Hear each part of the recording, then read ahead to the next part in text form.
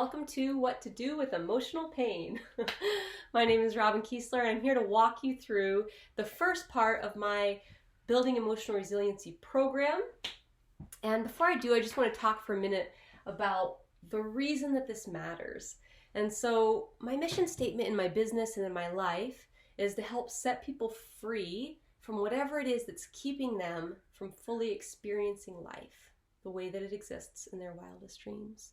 And what I've found over my years of doing this is that I really believe that emotional pain, we get stuck in these mental and emotional ruts, and we don't know what to do with this pain. We don't know what to do when we get stuck.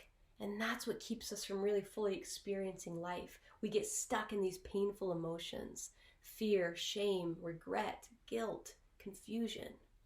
And these are the things that keep us from our best lives. And so that's what my goal is, to help set people free from that. And there's a few other things that go into it, but that's really the foundation. And so this is what I want to talk about. When I was in my early 20s, I did so much to try and get out of emotional pain, and I really didn't know what to do with it. I tried coping with food as a young child. I was like, well, when I'm in pain, if I eat, that helps me feel better. But it was just temporary.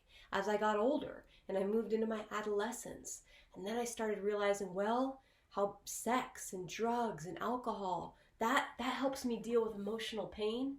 But again, it was just temporary. And what I found was all these ways of dealing with this emotional pain, not only was it so temporary, it really didn't work.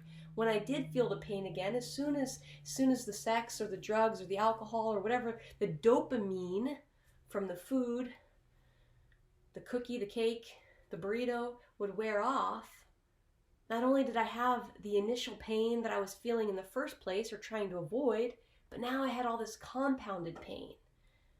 These coping mechanisms started to make me physically, spiritually, emotionally sick. Oh, darn it. Not only was it not helping, it was making everything worse.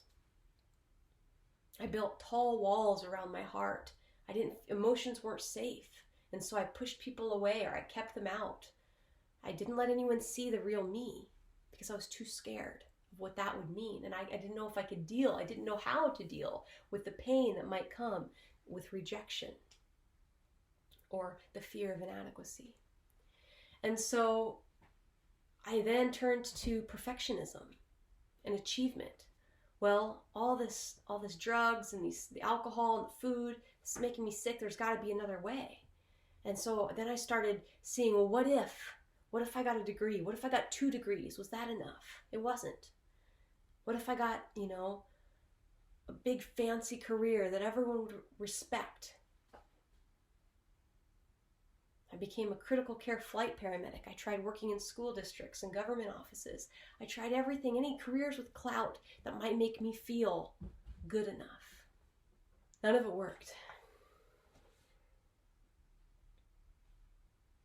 It was only temporary. And soon, the pain of rejection, the fear of inadequacy, the grief and the regret of all my life choices would just come barreling back at me. And then I would be stuck again with the question of what to do with my emotional pain that was now compounded. The pain began to turn into depression, self-judgment, apathy, self-loathing. I was really at the bottom of my barrel. I had lost my identity. I had lost my authenticity. When I looked around at my life, I didn't recognize it.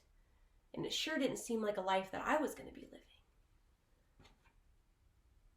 At least not when I was young. That's not what I dreamed of my life. And that was hard. I was completely in a cycle of stress and burnout that I didn't know how to get out of.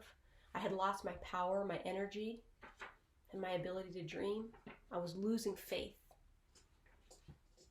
And then I found something that changed everything.